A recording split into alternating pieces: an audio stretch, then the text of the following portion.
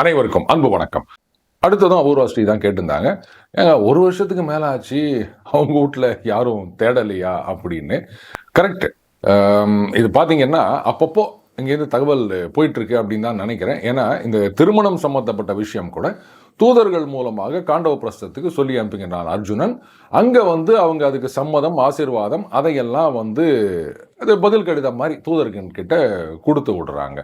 So இங்கே அர்ஜுனனுடைய வேரபோட்ஸ் பற்றி அவங்களுக்கு தெரிஞ்சிருக்கு. அபூர்வஸ்ரீயோட அடுத்த கொஸ்டின், சுபத்திரைக்கு வந்து இது அர்ஜுனன் அப்படின்னு எப்படி சந்தேகம் வந்தது, எப்படி கெஸ் பண்ணா அப்படின்னு கேட்டிருந்தாங்க. அர்ஜுனனை பற்றி நிறைய பேர் சொல்ல கேட்டிருக்கா. மிகப்பெரிய வீரன், அடுத்தது இந்திரனுடைய மகன் இல்லையா, அதனால வந்து மிகப்பெரிய அழகன் அப்படின்ற விஷயத்தெல்லாம் நிறைய கேள்விப்பட்டிருக்கா. சன்னியாசி அப்படின்றாரு, ஆனால் நல்ல திடகாத்திரமாக அந்த ஒரு வில்லாளிக்குரிய லட்சணங்களுடன் இருந்திருக்கின்றான். அதனால அந்த சந்தேகம் வந்திருக்கலாம். அதை நிவர்த்தி செய்வதற்குள்ளதான் அந்த கேள்வியை கேட்டா, அந்த கேள்வி கேட்ட உடனே அவளுக்கு சந்தேகம் தீர்ந்து விட்டது. அடுத்தது அகல்யா ராஜகோபால். அதாவது அந்த யாரும் இல்லாததை தவறாக பயன்படுத்தி கொள்ளவில்லையா அர்ஜுனன் அப்படின்னு கேட்டிருந்தாங்க. இதுக்கு வந்து நம்ம முந்தின கேள்வியிலேயே எந்த அளவுக்கு தர்மத்தை கடைப்பிடித்தான் அர்ஜுனன் அப்படின்றத நம்ம பதில் சொல்லிட்டோம். ஸோ அந்த பதில இதுக்கும் பொருந்தும் அப்படின்னு நினைக்கிறேன். அடுத்தது நண்பர் பாலா சொல்லியிருந்தாரு, அப்போது அர்ஜுனனுக்கு வந்து மாப்பிள்ளை சீரா தேர் கிடைச்சதா அப்படின்னு. கரெக்ட். இந்த காலத்தில் ஒரு சில மாப்பிள்ளைகளுக்கு கார் கிடைக்குது இல்லையா, அந்த காலத்தில் தேர் கிடைச்சிருக்கு, சந்தோஷப்படுவோமே. அடுத்தது நண்பர் மகேஸ்வரி மனோ, என்ன ஆச்சரியம், அரசியல் பேசும் வாயால் ஆன்மீகம் அப்படின்னு. அது அப்படி இல்லைங்க, இந்த ஆன்மீகம், அரசியல், அதுக்கப்புறம் இலக்கியம், ஒன்றும் அது இ அப்படின்னு சொல்லிட்டே போகலாம். இந்த மாதிரி நிறைய விஷயங்களை பற்றி நம்ம பேசிட்டு வரோம். மேபி நண்பர் இன்னைக்கு தான் வந்து இந்த ஆன்மீக பதிவை பார்க்குறார் அப்படின்னு நினைக்கிறேன். இது பிடிச்சிருந்தா தொடர்ந்து பார்த்தீங்கன்னா நல்லாயிருக்கும். தொடர்ந்து உங்களுடைய கருத்துக்களையும் பதிவு பண்ணிங்கன்னா நல்லாயிருக்கும். அடுத்தது அகல்யா ராஜகோபால். இவங்க எப்பவுமே வந்து ஒரு ஃபெமினிஸ்ட் மாதிரி பேசுவாங்க. அவங்க என்ன கேட்டிருந்தாங்கன்னா, இந்த மகாபாரதம் அப்படின்றது ஒரு பெண்ணால் எழுதப்பட்டிருந்தால் ஒரு விமன்ஸ் பெர்ஸ்பெக்டிவ்ல எப்படி இருந்திருக்கும் அப்படின்னு. சரியான கேள்வி. இந்த மகாபாரதத்தை எழுதியவர் வேதவியாசர்.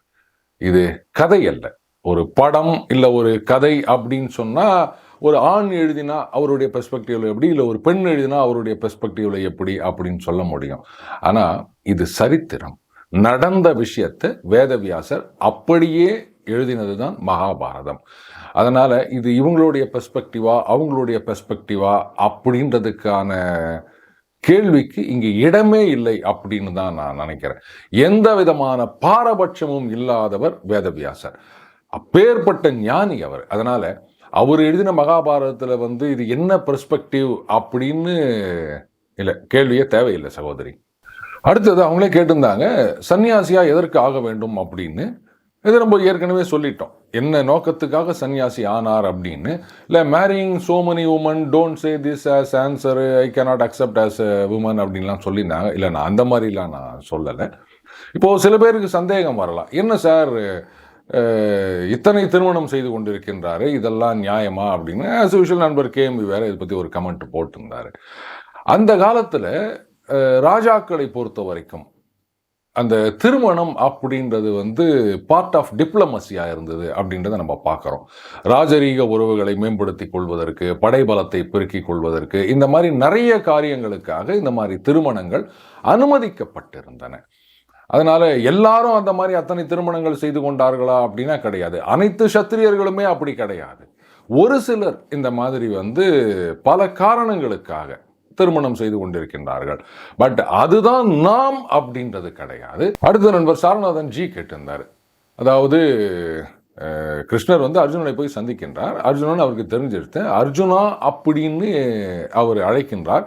அப்போ எல்லார் முன்னாடியும் அவர் அர்ஜுனன் அப்படின்றது தெரிந்து விட்டது தானே அப்படின்னு கேட்டிருக்காரு. இல்லை, கிருஷ்ணர் வந்து நிறைய பேருடன் தான் அங்கே போகிறார். ஏன்னா அதுலேயே ஒரு ரெஃபரன்ஸ் வருது, அவருடைய சொற்படி அங்கே ஏராளமான வசதிகளை எல்லாம் ஏற்படுத்தி வைத்திருந்தார்கள். அதுக்கப்புறம் அந்த சயனம், படுத்துக்கிறதுக்கு படுக்கை, அதெல்லாம் வந்து அவங்க ஏற்பாடு பண்ணி வச்சுருந்தாங்க. அந்த மலையே அலங்காரம் பண்ணாங்க அப்படின்லாம் வருது. ஸோ ஏராளமான பேரோடு தான் அவர் போயிருக்காரு. ஆனால் சந்திக்கும் போது அப்படியே கும்பலாக எல்லார் முன்னாடியும் போயிட்டு அர்ஜுனா அப்படின்னு கூப்பிட வேண்டிய அவசியம் இல்லை இல்லையா. அவரை சந்திக்கிறவன் போது தனியாக போய் சந்தித்து இருக்கலாம், அப்பா அர்ஜுனா அப்படின்னு 2 பேரும் பேசிகிட்டு இருப்பாங்க, அது மற்றவங்களுக்கு தெரியாமல் இருக்கலாம். அதனால தான் அங்கே அந்த ரைவதக பர்வதத்தில் அந்த உற்சவம் நடக்கின்றது. திரும்பி போகும்போது அந்த பாறையில் உட்கார்ந்துட்டு இருக்க சன்னியாசியை பார்த்து அங்கே இருக்க யாருக்குமே அர்ஜுனன்னு தெரியல.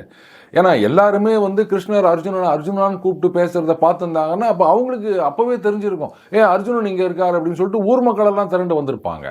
அதனால அங்கே அது ரிவீல் ஆகலை அப்படின்னு தான் நான் நினைக்கிறேன்.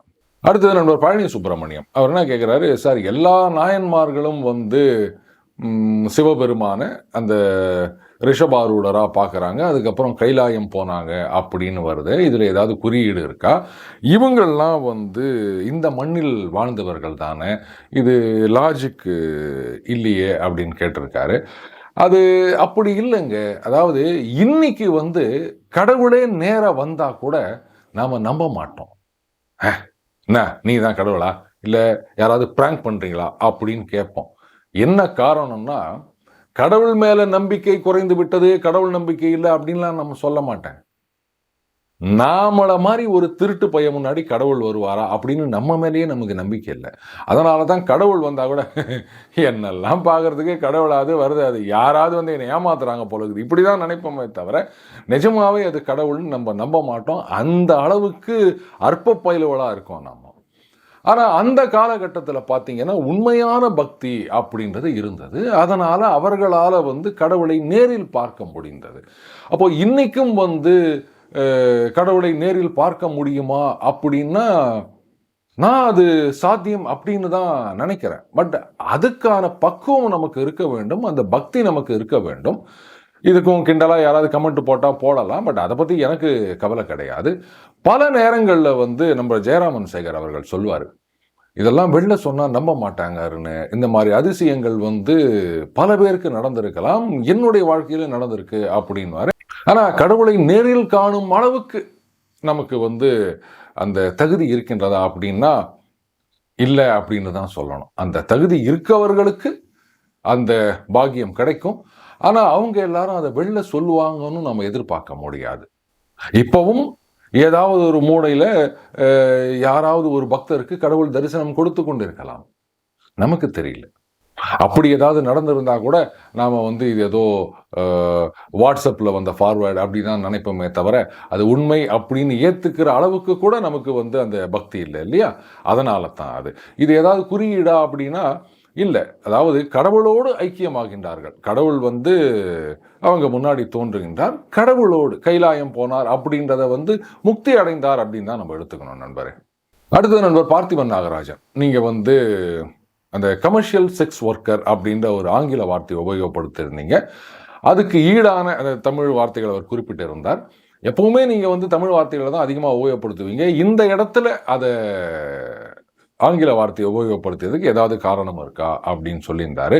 அந்த வார்த்தைகளையே முதல்ல வந்து என்னால் ஏற்றுக்கொள்ள முடியவில்லை. ஸோ இந்த கமர்ஷியல் செக்ஸ் ஒர்க்கர் அப்படின்றது வந்து அது ஒரு தொழில் அப்படின்ற மாதிரி ஆகி போயிடுச்சு. அதனால தான் நான் அந்த வார்த்தையை உபயோகப்படுத்தினேனே தவிர அதற்கு ஈடான அந்த தமிழ் சொற்கள் அது வேண்டாம் அப்படின்ட்டு கான்ஷியஸாக தான் அவாய்ட் பண்ணேன். இதுதான் காரணம். அடுத்தது நண்பர் பார்த்திபன் நாகராஜன் தான் இன்னொரு கேள்வியும் கேட்டிருந்தாரு. அதாவது சிவசிந்தனையும் அந்த இல்லற உறவும் வேறு வேறானது அப்படின்னு நான் நினச்சிட்டு இருந்தேன். ஆனால் நீங்கள் சொன்ன கருத்து அதுக்கு எதிரானதாக இருக்கின்றது. காமத்தை அழிக்க வேண்டும் அப்படின்னு சொல்கிறாங்க, இது எப்படி அப்படின்னு கேட்டிருந்தாரு. நம்ம புராணங்கள் எடுத்து பார்க்கும்போது ஏராளமான முனிவர்கள் அவர்களுடைய பத்னிகளுடன் கூட அவங்களுடைய ஆசிரமத்தில் இருந்தார்கள் அப்படின்னு நம்ம பார்க்குறோம். அப்போது அதில் எந்த தவறும் இருந்ததா தெரியலையே. முனிவர்களுக்கு பிள்ளைகள் பிறந்திருக்கின்றார்கள், அதுவும் நம்ம பார்க்குறோம் இல்லையா? அப்போது இல்லறம் அதில் இருந்து கொண்டே இறைப்பணியில் ஈடுபடலாம். காமத்தை துறக்க வேண்டும் அப்படின்னா காமம் அப்படின்றத அந்த ஆசை அப்படின்ற அர்த்தத்தில் நீங்கள் பார்த்தீங்கன்னா உண்மையான பொருள் அதுதான். அப்போ வந்து இன்னும் நிறைய புரியும் அப்படின்னு நினைக்கிறேன் நண்பருக்கு. அடுத்த நண்பர் விஷால் ரமணி, இருவரும் இணைபெரியாத நண்பர்கள், அதாவது சுந்தோப சுந்தர் அப்படின்னா அது எப்படிங்க வந்து ஒருத்தருடைய மனைவி அடுத்தவருடைய மாமனாரா இல்லை வந்து மருமகளா வர முடியும் ஒன்று, அது அப்படி இல்லைங்க. இப்போ அண்ணனது மனைவி அப்படின்னும் போது அவர்களை தாயாக பார்க்க வேண்டும் அப்படின்ற ஒரு பாரம்பரியம் நம்ம கிட்ட இருக்கு. அதே மாதிரி தம்பி மனைவி அப்படின்னும் போது அவளை மகளாக பார்க்க வேண்டும் அப்படின்ற ஒரு வழக்கமும் நம்ம கிட்ட இருக்குது. ஸோ அந்த மாதிரி தான் அவங்க. அதில் ஒருத்தர் முந்தி பிறந்தவர், ஒருத்தர் பிந்தி பிறந்தவர் இல்லையா? அதனால் அதில் முந்தி பிறந்தவருடைய மனைவியாக இருந்தால் இவன் அம்மாவாக பார்க்கணும், இல்லை தம்பியோடைய மனைவியாக இருந்தால் மகளாக பார்க்கணும். அப்படி தான் இதை நம்ம அர்த்தம் எடுத்துக்கணும். அடுத்தது நண்பர் ஷர்மிளா பாலமுருகன் தான் சொல்லியிருந்தாங்க, கரெக்டு சார், ஒரு ட்ரூ சயின்டிஸ்ட் அப்படின்றவர் வந்து ஃபால்சிஃபை பண்ணக்கூடாது. அதுக்கப்புறம் இப்போல்லாம் பார்த்தீங்கன்னா சில கண்டிஷன்ஸ்லாம் இருக்குது, அந்த கான்ஃப்ளிக்ட் ஆஃப் இன்ட்ரெஸ்ட்டு அது இதெல்லாம் டிக்ளேர் பண்ணணும் அப்படின்னு. சமீபத்தில் ஒரு செய்தி படித்தேன். இந்த சாட் ஜிபிடி இதெல்லாம் இருக்குது இல்லையா, இதை வச்சு கோடிங் எழுதுறதுலேருந்து இந்த தீசிஸ் ரைட் பண்ணுறது வரைக்கும் ஆரம்பிச்சிட்டாங்கங்க. அதில் பார்த்தீங்கன்னா ஒரு சயின்டிஃபிக் மேகசின்லேயே பார்த்தா ஒரு ஆர்டிக்கல் எழுதியிருக்காங்க, கிட்டத்தட்ட நூற்றுக்கணக்கான 800 and something என்னோன்னு நினைக்கிறேன். அத்தனை ஆர்டிக்கல்லையும் ஒரு பெரிய தப்பு இருக்கிறத பின்னாடி கண்டுபிடிச்சிருக்காங்க. என்ன தப்பு அப்படின்னா, ஒரு குறிப்பிட்ட ஒரு 2-3 வார்த்தைகள் கொண்ட ஒரு பெயர் அது. அது வந்து இப்போ நம்ம தாவர பொட்டானிக்கல் நேம் அப்படின்னு சொல்கிறோம் இல்லையா, அந்த மாதிரியான ஒரு இது ஆங்கிலத்தில் இருக்கின்றது. அது அப்படியே பல கட்டுரைகள்லையும் போயிருக்குதுங்க. அப்புறம் யாரோ ஒருத்தர் வந்து இது என்ன அது, இந்த மாதிரி ஒன்றுமே இல்லையே அப்படின்னு யோசிக்கும் போது தான் அது ஆக்சுவலாக ரஷ்யனில் இருந்த வார்த்தை போல இருக்குது. அதை டிரான்ஸ்லேட் பண்ணும்போது முதல்ல பண்ண அந்த ஆர்டிக்கல் பண்ணும்போது அந்த கமா அது இது இந்த கொட்டேஷன்ஸ் எதுவும் இல்லாததுனால அந்த வார்த்தையை அது தவறாக அர்த்தம் புரிஞ்சுக்கின்னு முன்னாடி பின்னாடியுமா போட்டு அதை ஒரு டிரான்ஸ்லேஷன் பண்ணி அதே வந்து பல பேர் ஃபாலோ பண்ண ஆரம்பிச்சிட்டாங்க. இதுதான் அந்த தப்பு அப்படின்னு கண்டுபிடிச்சிருக்காங்க. ஆர்டிஃபிஷியல் இன்டெலிஜென்ஸ் அப்படின்னு நம்ம தூக்கி வச்சு கொண்டாடிட்டு இருக்கோம். ஆனால் இந்த மாதிரி ஏஐ டூல்ஸை வச்சுட்டு தீசிஸ் எழுதுறது, ஹோம்ஒர்க் பண்ணுறது, இப்படி நிறைய நடந்துட்டு தான் இருக்குது. எத்திக்ஸ் அப்படின்றது குறைந்து கொண்டே வருகின்றது. இது வந்து நம்ம புராணங்கள் ஏற்கனவே குறிப்பிடப்பட்டிருக்கின்ற விஷயம்தான். ஏன்னா கலிகாலத்தில் பணத்துக்கு மட்டுமே மதிப்பு, பணம் இருக்கவனா தான் பெரியவனாக கொண்டாடுவாங்க அப்படின்னு. ஆனால் இன்னும் சிலர் அந்த பணம் பெரிதல்ல அப்படின்னு வாழ்க்கையில் நடந்து கொண்டிருக்கின்றார்கள். அதனால தான் இன்னும் உலகம் இயங்கி கொண்டிருக்கின்றது அப்படின்னு சொல்லலாம். அடுத்தது நண்பர் கலாலக்ஷ்மன் அவங்க என்ன சொல்லியிருக்காங்க, இந்த மாதிரி குறிப்பாக யூஎஸ்ஏல ஆராய்ச்சி அப்படின்ற பேரில் இவங்க பண்ணியிருக்க புரட்டெல்லாம் பார்க்கும்போது ரொம்பவே ஆச்சரியமாக இருக்கும் அப்படின்னு நிறைய விஷயங்களை குறிப்பிட்டிருந்தார்கள். அதாவது இந்த சுகர் வெர்சஸ் ஃபேட்டு அப்படின்றதெல்லாம் குறிப்பிட்டிருந்தார்கள். இப்போ இந்த தேங்காய் எண்ணெய் இதெல்லாம் சாப்பிடக்கூடாது, கொழுப்பு அப்படின்னு ஒரு காலத்தில் கிளப்பி விட்டாங்க. அதுக்கப்புறம் பார்த்தீங்கன்னா தாவர எண்ணெய்கள் இதெல்லாம் வந்து ஒத்து வராது அப்படின்லாம் சில பேர் சொல்லிட்டு இருந்தாங்க. இவ்வளோ ஏங்க சாப்பிட்ட பிறகு மத்தியானம் கொஞ்ச நேரம் தூங்கினா அந்த உண்டை களைப்பு தொண்டருக்கும் உண்டு அப்படின்னு நமக்கு சொல்லுவோம். ரெஸ்ட் எடுத்தால் ரெஃப்ரெஷிங்காக இருக்கும்ன்றது நம்ம எல்லாருக்கும் தெரியும். திடீர்னு பார்த்தீங்கன்னா மேல்நாட்டில் ஐயோ மத்தியானம் சோறு தின்னீங்கன்னா ஹார்ட் அட்டாக் வரும் அப்படின்னு கிளப்பி விட்டாங்க. அதுக்கப்புறம் அதையே நம்பிட்டு இருந்தது ஒரு கும்பல். இங்கேயும் அதெல்லாம் வந்து சொல்லிட்டு இருக்காங்க, ஐயோ சாப்பிட்டு தூங்காத ஹார்ட் அட்டாக் வரும் அப்படின்னு. அதுக்கு பிறகு பார்த்தீங்கன்னா ஜப்பானில் ஆராய்ச்சி பண்ணி ஆஃப்டர்நூன் சியஸ்டா அப்படின்னு சொல்லுவாங்க.